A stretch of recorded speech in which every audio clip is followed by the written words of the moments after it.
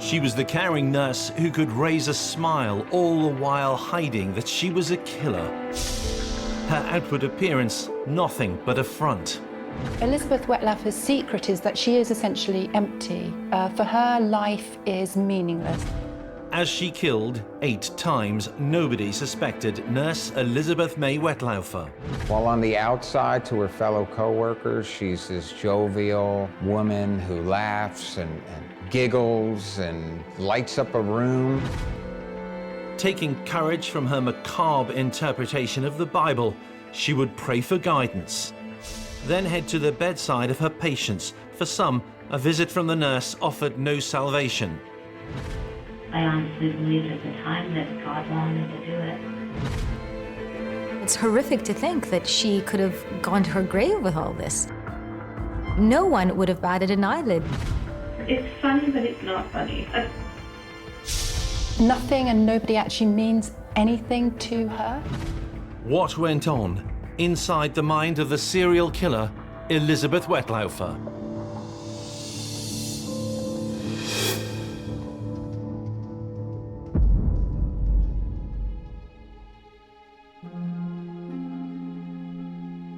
Elizabeth Tracy May Wettlaufer, 45. Someone who appeared to be a genial and capable professional, certainly someone who could be trusted. In the late 1990s, Elizabeth has gone to college. She has her RN. One of her jobs, she's assigned to the night shift. She is the nurse in charge of administering all the medication. She worked in a job as a carer in care homes that she may have been seen as, looked down upon. She worked with people that could be difficult at times, that were suffering with things like dementia. This is a nurse. She's in a position of trust. No different than a police officer, somebody that's in the clergy, a doctor. Of all the people you need to trust, it's that nurse. She's the one you're going to turn to for that ultimate bedside manner, that bedside care. But Nurse Beth, as she preferred to be known, wrestled with a condition that she kept hidden from her patients, one which was affecting her mind. She was convinced that God had sent her on a mission to kill some of those for whom she cared. I just had a sense after my marriage broke up that God was going to use me for something. She said that God told her to do things, but it seems to me that there was a sense that she felt all-powerful in those moments. Moments, plural, as she struggles to make herself comfortable on a September day in a police interview room in Toronto. Beth claimed to have sent at least 8 elderly people the way of the Lord. Her story was hard to believe. Homicide hunter Brian Harris has spent a career learning to recognize those who make a habit of murder. Elizabeth Wettlaufer was not somebody that he would have suspected. Your FBI profilers would describe a serial killer as being a middle-aged, white male, some formal education past high school, educated parents. This was not the case with Elizabeth. Old people that she tended to were of an age and in a place where often people die, hospitals and care homes. You look at these victims, they were all elderly. Nobody would suspect any kind of foul play. As she killed, she was literally beyond suspicion. She's sharp enough to know that if this person that I can give life to or snuff out life to, nobody will question what has happened to them, because there's a reason they're in the hospital. People assume that it was just a natural life cycle, that they're gonna die. She would be killing still today, but for the voices in her head which made her finally doubt that she was in fact carrying out God's work. And then after a while I started to really wonder, after some of the murders, if it was God or if it was the devil fooling me. And when you read her account and listen to her account of what happened, it feels like in those moments she was playing God.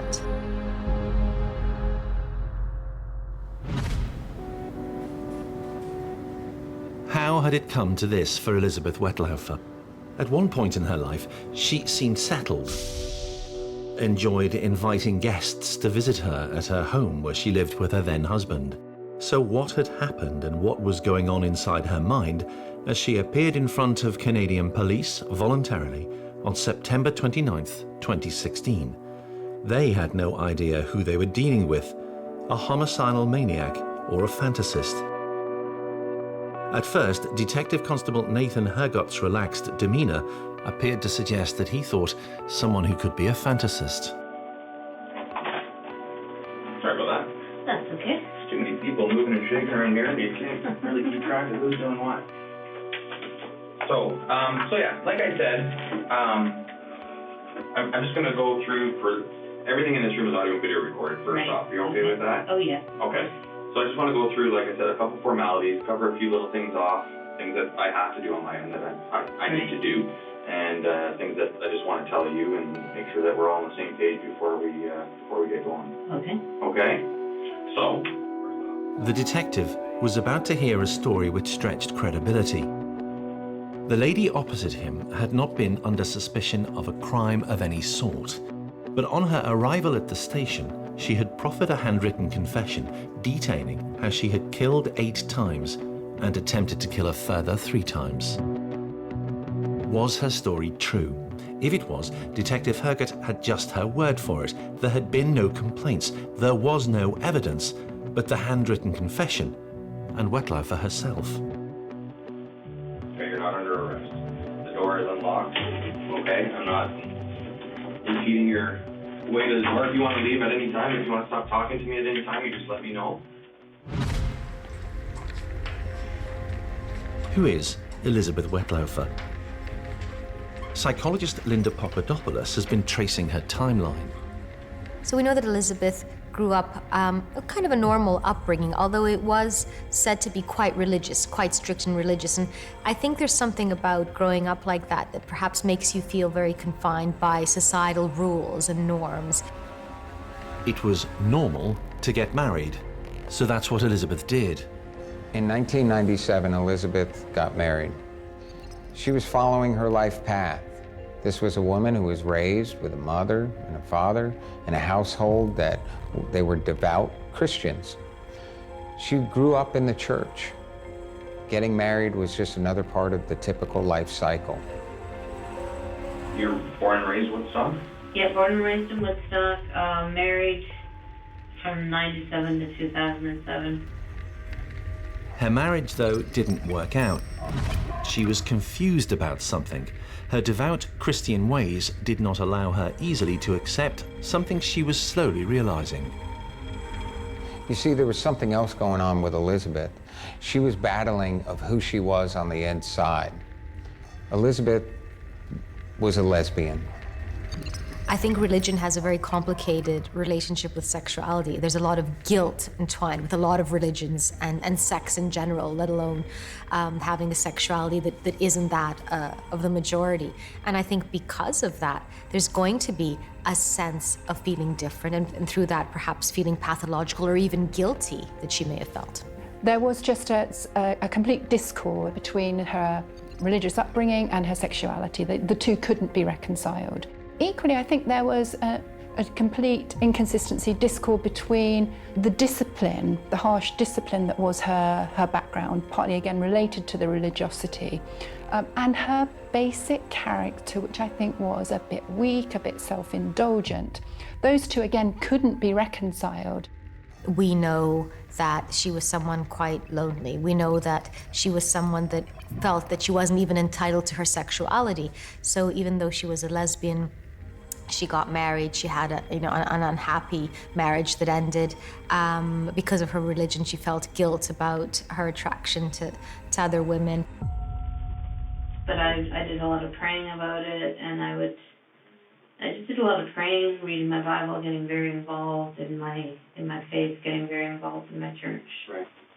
She couldn't out herself. She couldn't follow through on her own desires that she had. She had to be denied those close personal relationships to have a true relationship because she was afraid what it would look like. The failed marriage was what Beth would blame for what happened next. She was diagnosed with borderline personality disorder. Her life goes in the wrong direction. At home, the signs of her decline were there for all to see. Often alone, binge eating, binge drinking, binge drug taking.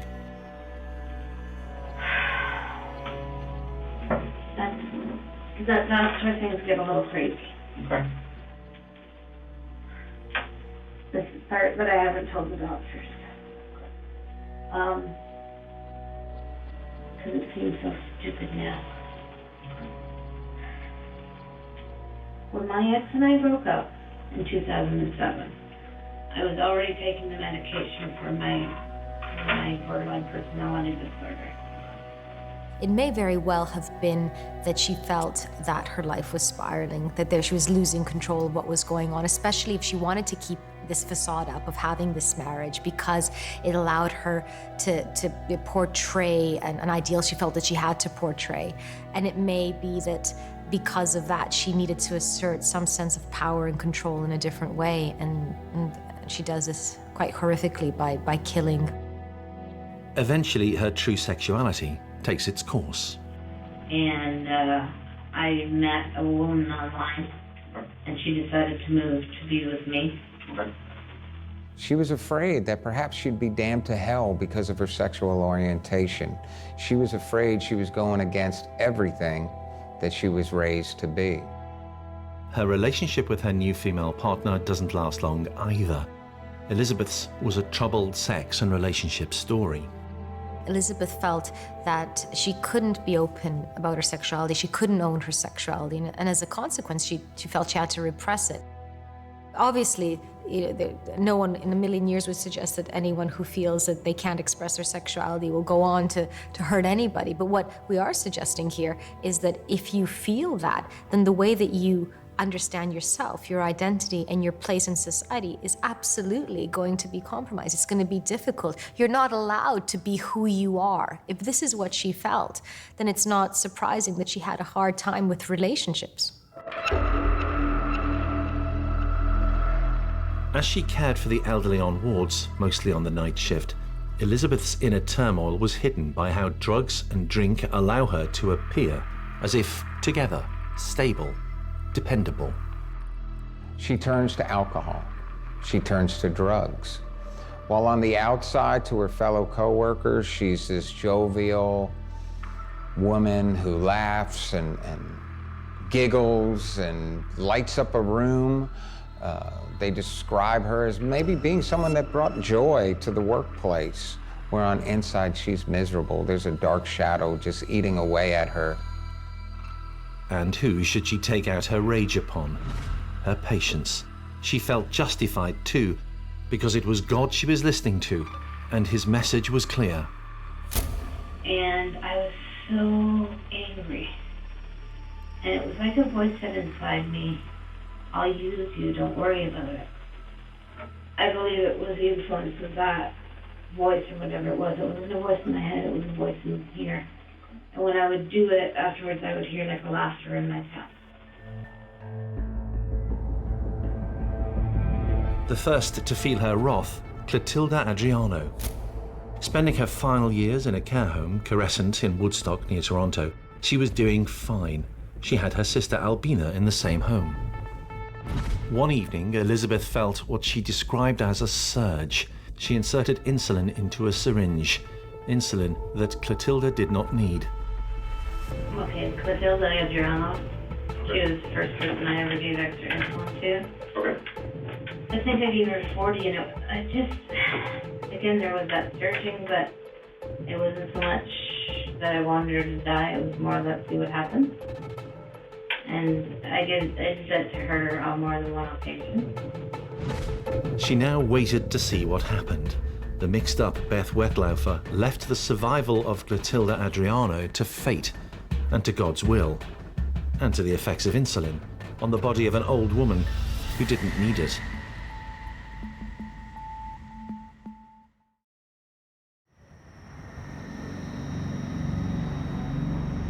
Clotilda Adriano, 87 years old, was made of tough stuff. she survived the attack on her by Beth Wettlaufer. And I didn't really want her to die. I don't know, I was just angry and had this sense inside me that she might be a person that God wanted back with him. And is that feeling you're referring to that you had in your stomach those times? Yes. Elizabeth's gut feeling, what she described as laughter in her tummy, may have been about her instinct, but her choice of insulin to attack Clotilda was perfect science. The weapon of choice for Elizabeth was insulin. What's significant about that, as a nurse, she knows that insulin gets absorbed in the body. While it can kill, depending on the dosage, it will also dissipate. It is very, very hard to detect, and Elizabeth knows that. Insulin disappears from the bloodstream, so the serial killer in the making was free to try to kill again. And she didn't have far to travel for her next target, Clotilda's sister, Albina. Then Eastern first door on the left was her sister Albina. She was diabetic. Okay. She was October 2007. Sorry, that was her sister? Clotilda and Albina were sisters, yes. Oh, okay. The detective seems incredulous. Wettlaufer was admitting using two sisters as guinea pigs. How much insulin would it take to kill an elderly person? Clotilda was 90 or so. And her sister? Albina was probably 82.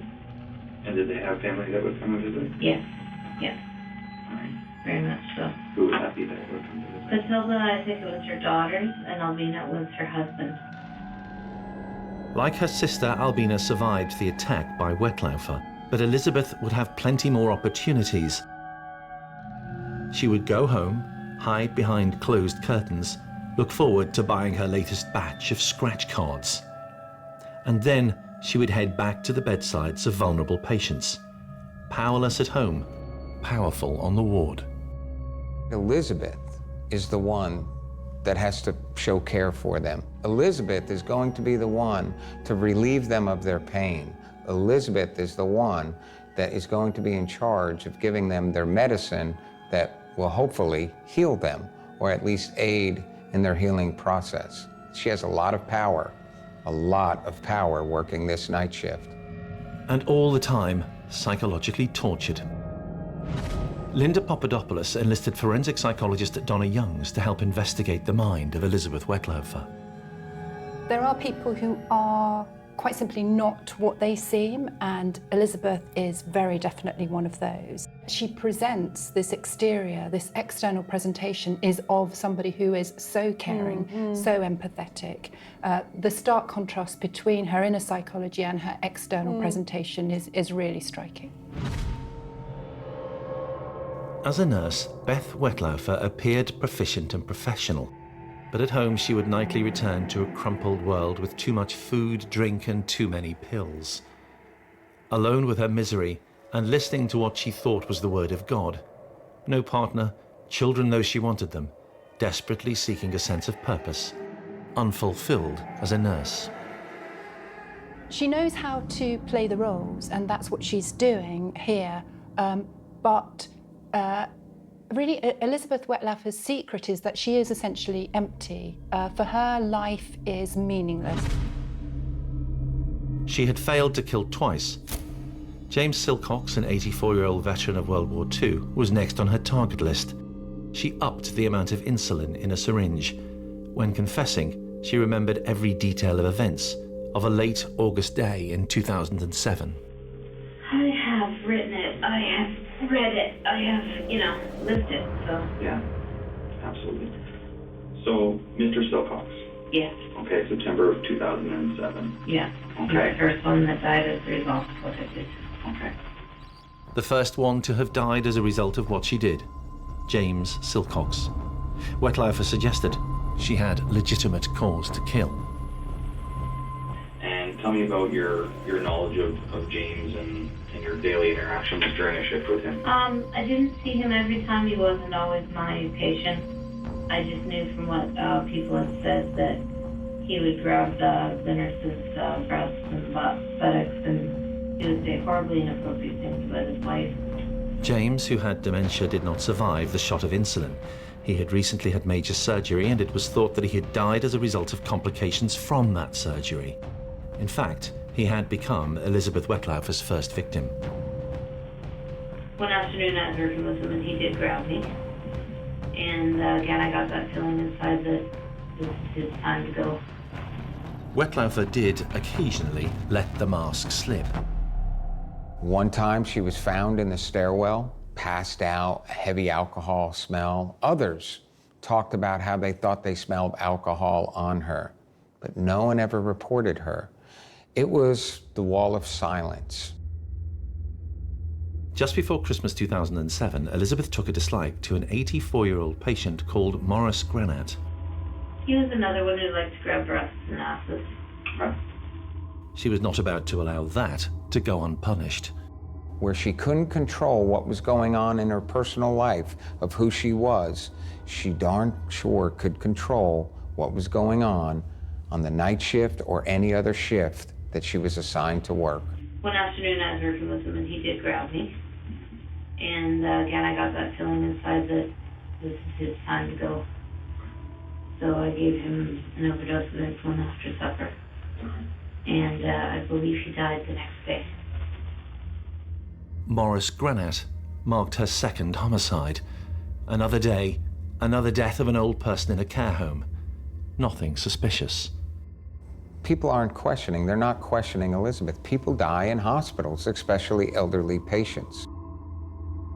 Wettlaufer carried on with life as usual, in public and online, filling in her business resume on social media sites, describing herself on forums as someone who is assessing patients, administering medications, performing prescribed treatments, communicating with patients' families and healthcare professionals, supervising care staff. The perfect nurse. She was also starting a new hobby. Using a pen name, she began to publish poetry online. Elizabeth has this fascination of writing. She writes poetry. It's a far cry from roses are red, violets are blue. The poetry that she writes is dark. It's death. It's about power. It's about having control. And it's interesting when you go back, and of course when you go back you see things that maybe you wouldn't see the first time, but there certainly are references that are very dark in there, references to murder. Heart beats then sprays as this next victim pays her deft dagger's bill. That's what she wrote, then closed down her computer and headed to the care home to kill again. Who would be her next victim? Elizabeth's poetry gives us an insight to what was happening on the inside of her. Elizabeth had the power of God. She could snuff out life when and how she wanted. She could watch that person and watch their last breath of life go away. Or she could give them the proper meds to keep them alive. And to Elizabeth, that gave her control, that gave her power. With 2 dead, 2 more narrowly surviving, the little overweight lady just kept telling an astonished detective of more and more attempts to kill.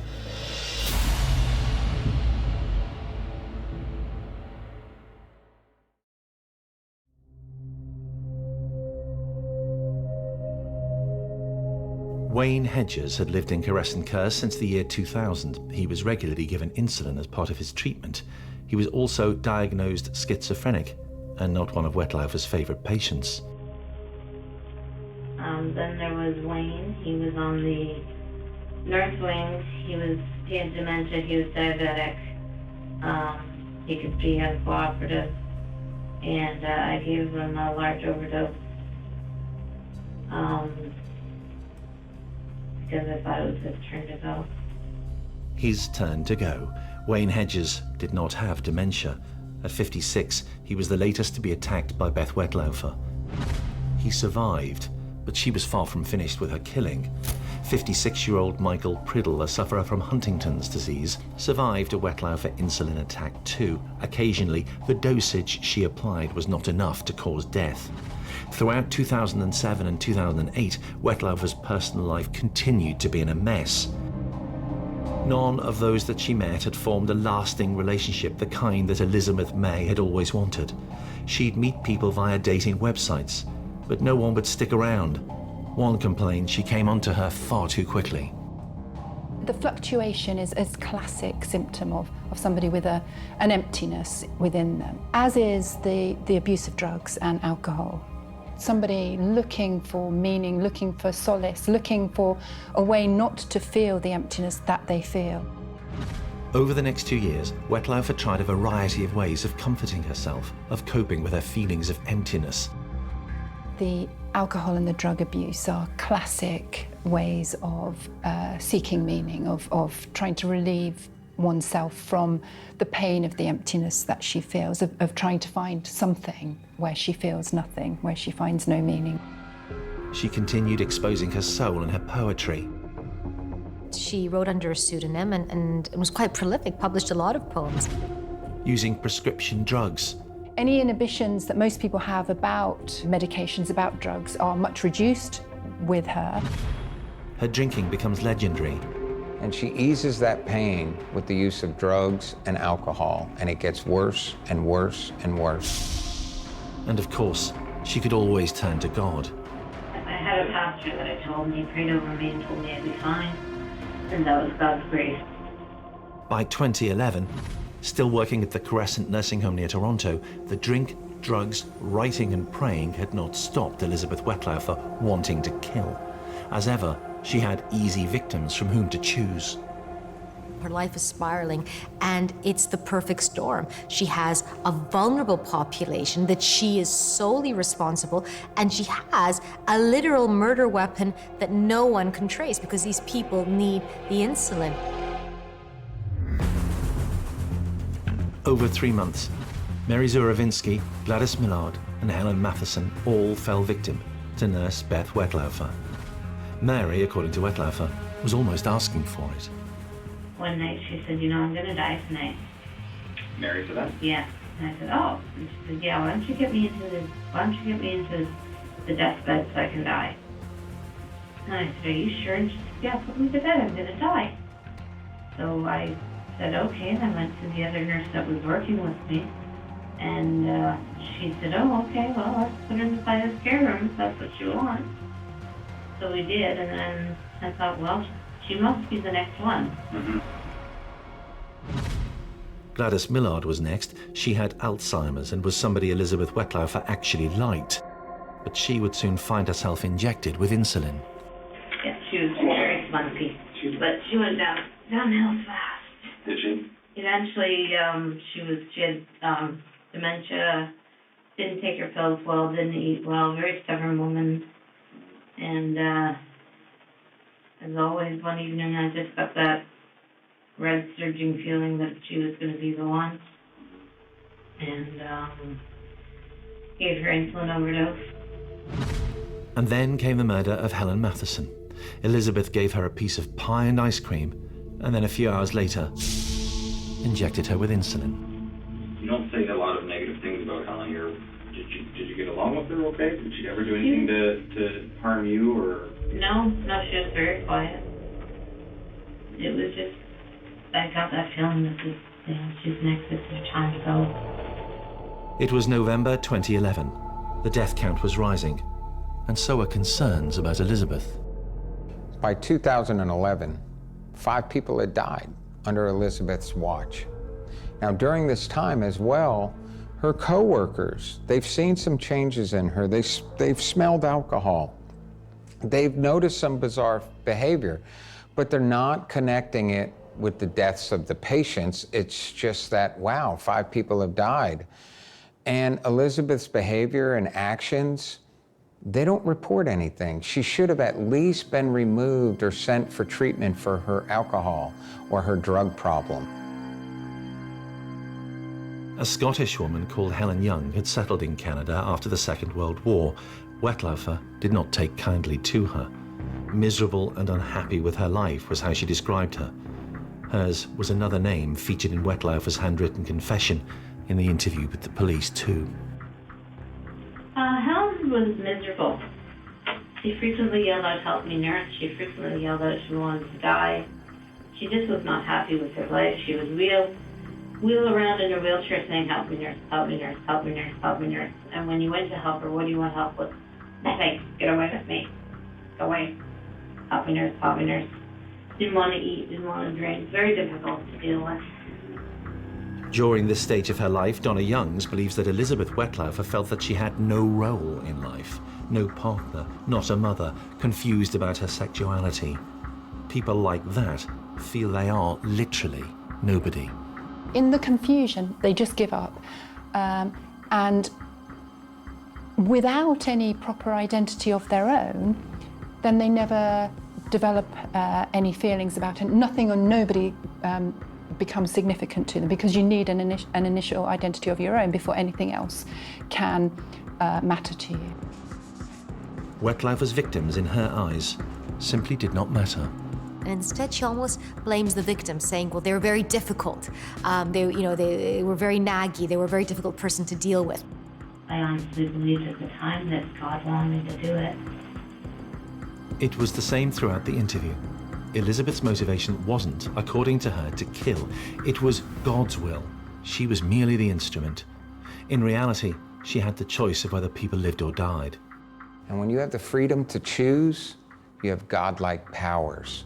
So you see, Elizabeth had the freedom to choose. She had the freedom to choose between good and evil. And time and time and time again, Elizabeth chose evil. Why? She enjoyed it. You see, if sinning was so horrible, if it didn't feel good, people wouldn't do it. Wettlaufer killed 2 more times at Curescent Care Home. Maureen Pickering was target number 11. Again, not somebody that Beth liked. Maureen was a handful. She would attack other patients. She would pull their hair. She would hit them. She would pinch them.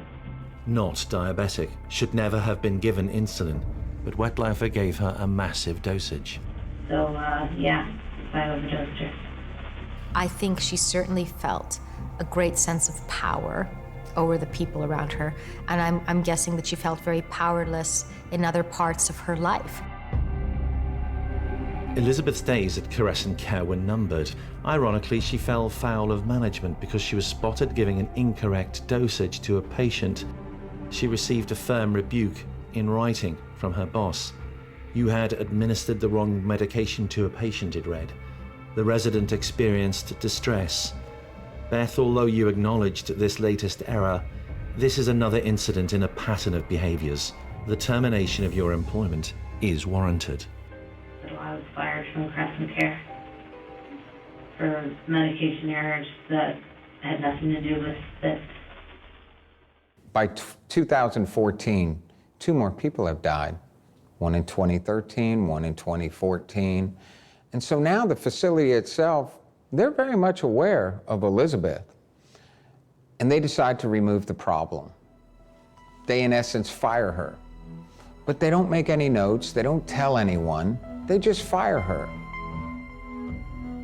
But there is a shortage of care workers who are qualified nurses, so Beth Wettlaufer soon got a new job. Then from there I went to Meadow Park Nursing Home. Okay. And at the Meadow Park Nursing Home, she started killing all over again.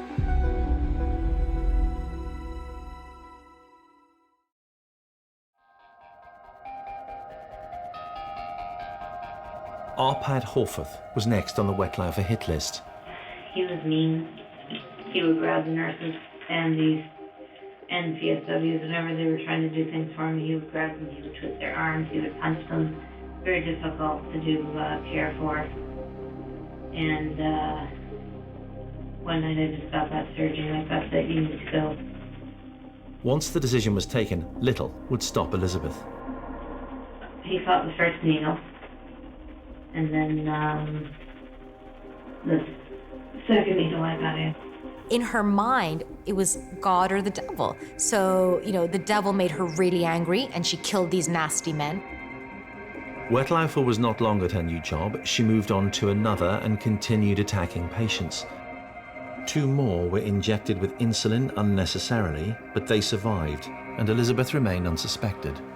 As a homicide detective, even with 8 people that have died under the watch of Elizabeth, they're all elderly, some over 90 years old. As a detective, I might look at Elizabeth as incompetent, as a nurse who never should practice in the field of medicine ever, but criminally, I don't know if I would be looking at her as a murderer. I'd be looking at her as incompetent. Which may well have been why it took Elizabeth Wettlaufer herself to reveal her crimes. Given that, according to her, God had played such a big part in her serial killer behaviour, it may not be surprising that Wettlaufer's next step was to consult a pastor in her local church. I had a pastor that I told, and he prayed over me and told me I'd be fine. And that was God's grace. And then... When was that? That was Halloween 2013. Yeah. And you kind of divulged to what had happened to you to that point in your life with involving these people? Yeah. And so she thinks she can confess, and then she can be in some way redeemed, I think. Perhaps the pastor did not believe what he was hearing. Police were not told. Then Wettlaufer had a meeting with friends when she tells them what she's been doing. I told them that I had been killing people using an insulin overdose. And they all said, yes, you better go get help. So off I went. Okay. In 2016, Elizabeth checks in to get mental help, to get treatment for her drug and alcohol addictions. It doesn't take long for her to reveal her secret that she's been carrying around with her, that she is responsible for the killing of innocent life. Now, can you imagine the psychologist that is hearing this? Now, ethically, he can't go to the police. He's bound ethically that this is his patient. She opens up to a psychiatrist and tells him that she's made all these horrible decisions, killed all these people, and he urges her to tell the police right away. As part of her counselling, her psychiatrist also tells Wettlaufer to write down what she'd been doing. She dutifully obeys, and after a few days, followed the advice of her therapist on another matter. Turn yourself in. The doctor suggested to me that I should. Not to give to the police, but he said that if I wrote it out, it would be a good part of my therapy. Okay. So, and did take a large amount of pressure off me and helped me to really clarify the fact that no, it wasn't God, it was something wrong with me psychologically that was making me believe that it was God. At first, she doesn't go, but eventually she does. She turns herself into the police and starts telling a story, and a story, and a story, and a story. She tells them about each body, each person. She describes how she snuffed the life out of them, watching them die. What was most profound is during her storytelling, she cackles. Okay. Funny, but it's not funny. She giggles. She laughs. Oh, perfect. Sure. There you go. Which one has the vodka in it? While all people are capable of taking human life, only a few actually have. And out of those few that have, very few enjoy it. And those that enjoy it are today's serial killers. Elizabeth enjoyed it. You can hear it in her cackle. You can hear it in her laugh. It's the only thing she could control. She enjoyed taking that life. Why had she confessed? According to criminal profiler Donna Youngs, not to help the relatives of those she had murdered. It was more for her own sake. She doesn't like having the responsibility of being the only person that knows what's happened. That's not something that somebody like her would enjoy carrying. She wants to share it for that reason. It's a selfish motivation behind the confessions, and it's an emotional unburdening. She will have had some kind of almost childlike response to having committed murders, and she won't enjoy that feeling. So in her mind, she will, by confessing, she gets rid of the burden, she gets rid of the emotional uncomfortableness that she's feeling. As the interview reached its conclusion, Elizabeth May Wettlaufer was keen to get home, something she was allowed to do before being put before the courts. She had been candid and checks confirmed that she had killed or tried to kill nobody for months. You've done some things to some innocent people. Absolutely. Some pretty, what people are Horrible gonna, things. people are gonna have opinions of you, and people are gonna, right. The interview room confession seemed to be Wettlaufer's way of cleaning the slate now that she had a clear mind, because before she claimed that she hadn't. That is why she misread the signals from God. And now I know that it wasn't God, and I'm ashamed of myself that happened, but I also think that it was mental health. You know, I think it was, I was in my right mind, or I would have been able to tell. I mean, I was raised to believe in God. I was raised from a baby to go to Sunday school, so how could I get such a strong feeling that this is what God wanted, unless it was something wrong with my head? Wettlaufer was charged with 8 counts of murder, 4 of attempted murder, and 2 of aggravated assault.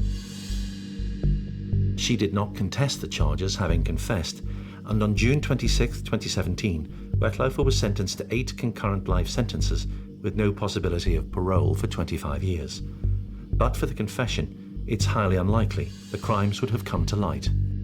And in the end, all those times Elizabeth was trying to take control and have that control with her victims, she had the ultimate control when she finally decided to confess. She could have remained silent. You know, it's horrific to think that she could have gone to her grave with all this. There is not a doubt in my mind that without Elizabeth's confession, without her coming forward and talking to those detectives, these cases would never be solved. No one would have batted an eyelid. This was, you know, these were the most vulnerable people, or some of the most vulnerable people in our society.